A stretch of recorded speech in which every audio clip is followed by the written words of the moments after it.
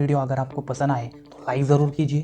अगर अगर आपको ये वीडियो ऐसे बहुत से वीडियो पाने के लिए, अपडेट्स पाने के लिए वीडियो की, तो चैनल को सब्सक्राइब भी ज़रूर कीजिए और साथ ही साथ बेल आइकॉन भी ज़रूर दबाइए, क्योंकि मेरी आने वाली जो वीडियो होगी वो नोटिफिकेशन के साथ आपके तक पहुँचेगी। तो और वीडियो बहुत ज़्यादा पसंद आए तो इसको शेयर भी ज़रूर करना। सबको जय मूल निवासी। मैं मूल निवासी तुषार, आप सभी का स्वागत है मेरे इस यूट्यूब चैनल पे। आज मैं बहुत गंभीर विषय में आपके साथ चर्चा करना चाहता हूँ। दरअसल आपको वो अशोक सम्राट जी, चक्रवर्ती अशोक सम्राट जी, आप सभी को पता ही होगे कि जिन्होंने बौद्ध धर्म की स्थापना की। और बौद्ध धर्म की ना कि भारत देश में उन्होंने स्थापना की, उन्होंने अन्य देशों में भी बौद्ध धर्म का प्रचार प्रसार किया, बौद्ध धर्म फैलाया। आज जो बाकी के देश में बौद्ध धर्म था, पर धर्म है, वो अशोक सम्राट जी की बदौलत है। और ऐसा बौद्ध धर्म भारत देश में भी हुआ करता था बहुत बड़े पैमाने पर। तो साथियों, हम लोग अशोक सम्राट जी का कार्य जानते हैं, लेकिन वो अशोक सम्राट जी जिस मौर्य घराने से आते थे, वो सभी जो मौर्य शासक थे, चंद्रगुप्त मौर्य, अशोक सम्राट जी और बहुत से जो शासक होकर गए मौर्य घराने के, सभी जो लोग हैं उस टाइम, सभी जो लोग हैं उनके समय में उन्होंने ऐसी व्यवस्था का निर्माण किया था जो समता को मानने वाली थी, जो बंधुता को मानने वाली थी, जो स्वातंत्र्य को मानने वाली थी, जो न्याय को मानने वाली थी। ऐसी जो हम जो है मूल निवासी, सभी जो मूल निवासी लोग हैं, हमारे हित में उन्होंने व्यवस्था का निर्माण किया था, कल्याणकारी शासन उन्होंने निर्माण किया था।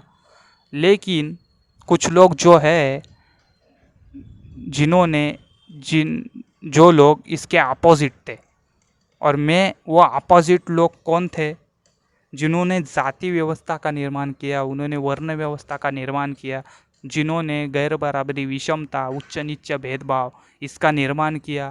पहचान गई होगे कि मैं किसके बारे में बात कर रहा हूँ। जो पंडित लोग जो है, जो ब्राह्मण लोग हैं, तो वो इसके खिलाफ थे, क्योंकि वो समता को मानने वाले नहीं। इसलिए तो उन्होंने जातिवाद निर्माण किया, उच्च नीच भेदभाव निर्माण किया। वो बंधुता को भी मानने वाले लोग नहीं है। उन्होंने ऐसी जाति व्यवस्था निर्माण की तो निचली जाति का जो है और जो उच्च जाति का है, उच्च जाति का निचली जाति के ऊपर अन्याय अत्याचार करता था। वो बंधुता भी मानने वाले लोग नहीं थे, और हमारे को भी ऐसा उन्होंने बनाया। और वो न्याय को भी मानने वाले व्यक्ति नहीं थे। वो न्याय भी, हमारे ऊपर जो अन्याय अत्याचार होता था हमारे सभी मूल निवासी भाइयों को ऊपर, वो न्याय भी नहीं करते थे, वो न्याय को भी नहीं मानते थे, और वो स्वतंत्रता को भी नहीं मानते थे।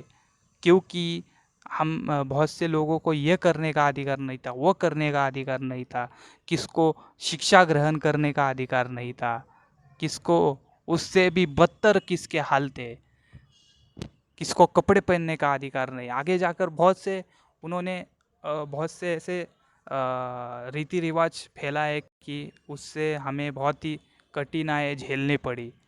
तो ये सब उनकी सोच थी, और उनके सोच के खिलाफ इन जो मौर्य शासक जो है, इनकी सोच थी, उनके खिलाफ थी। और ब्राह्मण ब्राह्मण लोगों के विरोध में मौर्य राजाओं ने व्यवस्था का निर्माण किया था, ऐसा इससे नज़र आता है। तो ब्राह्मण को ये सब चुभने लगा, ये सब उसको चुभने लगा ब्राह्मण को, कि हमारे विरोध में इन्होंने व्यवस्था निर्माण किए है, हम तो इस चीज़ को नहीं मानते, हम इस चार ही चीज़ को, हम समता को नहीं मानते, हम बंधुकता को भी नहीं मानते, हम न्याय को भी नहीं मानते, हम स्वातंत्र्य को भी नहीं मानते, हमारा धर्म ही नहीं मानता है। हमारा उनका धर्म को उनका धर्म ब्राह्मण धर्म था, क्योंकि उस धर्म में ब्राह्मण श्रेष्ठ था। तो वो ब्राह्मण धर्म था, और ये ब्राह्मण धर्म इन किस चीज़ को नहीं मानता था, इसलिए उसको ये सब चुभने लगा। और उन्होंने निर्णय किया कि इन राजाओं का अंत हमें करना ही होगा। ये हमें चुभने लगे हैं, एक दिन ऐसा आएगा कि हमारा वर्चस्व खत्म हो जाएगा। ये जो मूल निवासी लोग हैं, हम लोग हैं पे से इनका वर्चस्व निकल जाएगा। वो लोग ऐसा सोचते थे।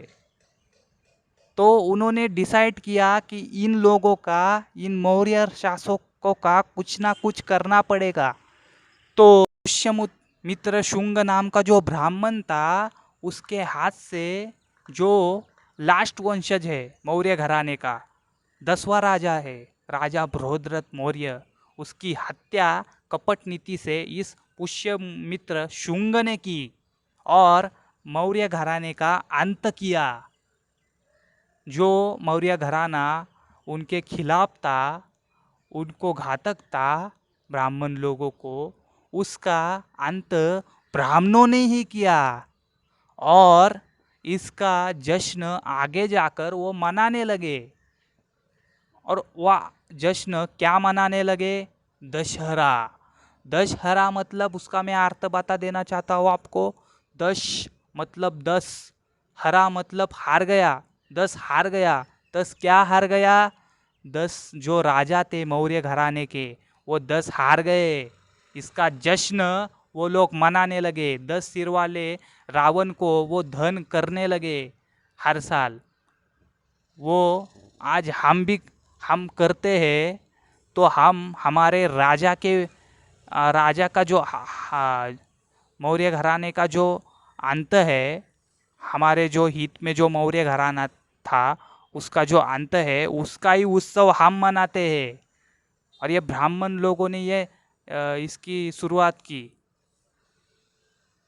तो इसके पीछे छुपा हुआ इतिहास यह है। यह हमें जानना होगा कि हमारे राजा है, इनकी जो हत्या है, इसका जो जश्न है वो हम ही मनाते हैं। तो ये जानना हमारे लिए बहुत ज़रूरी है।